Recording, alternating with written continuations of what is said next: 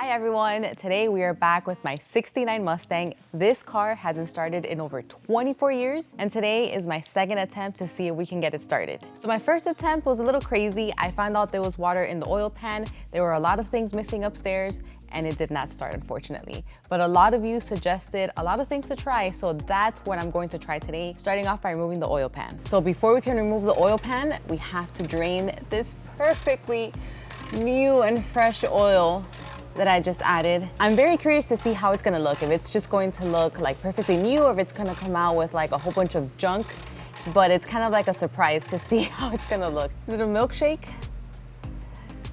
Or is it just black oil? Look at all that gunk that was there.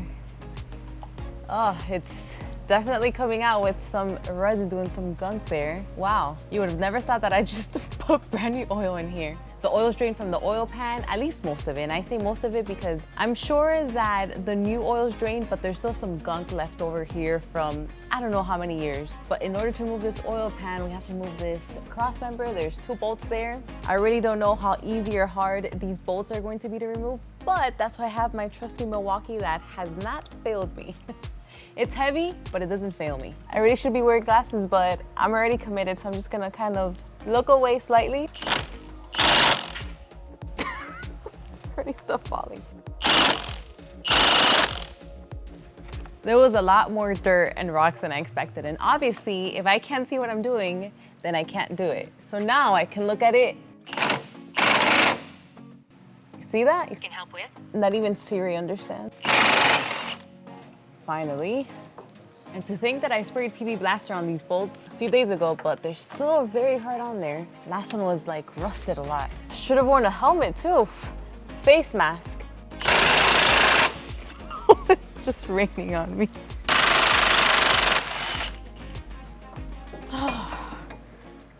That was not the most pleasant experience. So here's that rusted bolt. I have like dirt and rocks inside my mouth, inside my shirt, everywhere.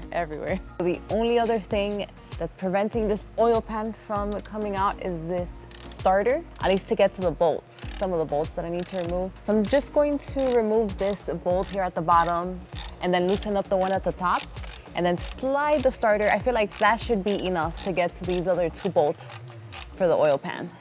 Got it.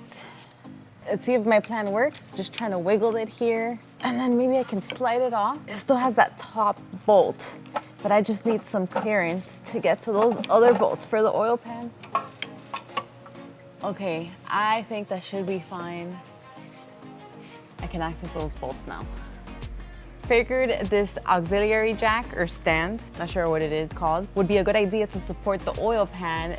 That way I'm not kind of like working in this balancing game or removing the bolts and kind of holding it, and it'll just keep it supported. Then once I have all the bolts out, then I'll just lower it and it'll come out in one piece. Win-win.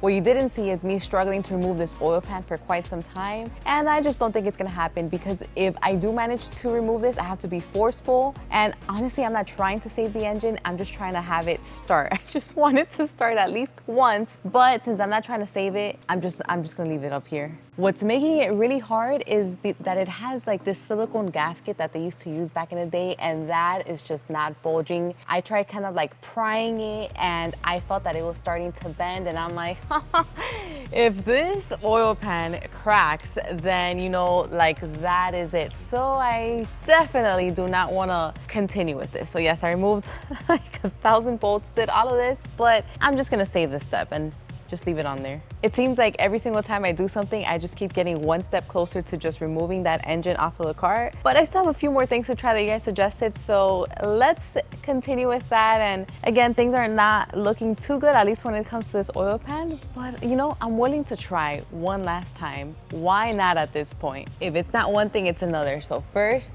the oil pan failed. Now the fuel pump failed. So I had this new one all ready to go, but it just doesn't work, it doesn't fit, mainly because this lever is a little bit longer than the original one, and the angle is also like a little bit off than this one. So the stock one is gonna go right back to the Mustang, and we're just gonna move to the engine bay now. Honestly, I just don't understand. It's probably one of those days. I feel like the Mustang is just trying to tell me, why are you even attempting this? Like, that's it, I'm done. All right, so one of the last steps, just gonna pour in some new oil again. I feel like I just wasted all the other oil and wasted money, but you know, here we are. So after this, I'm just going to time the distributor again and then put some fuel for the carburetor like others suggested, just so the engine can be primed. And if it doesn't start, you know, that's it.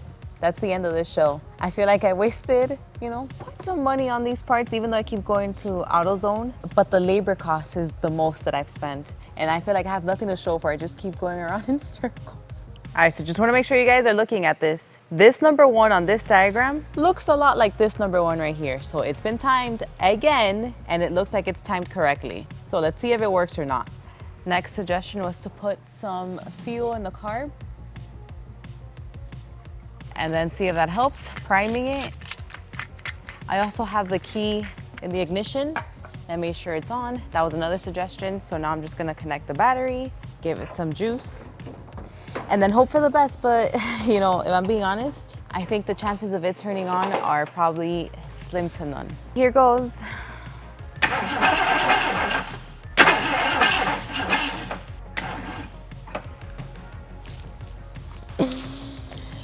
Well, I mean, I can't say I'm not surprised. I guess it is what it is, and it just wants a new engine. I tried, I really did try.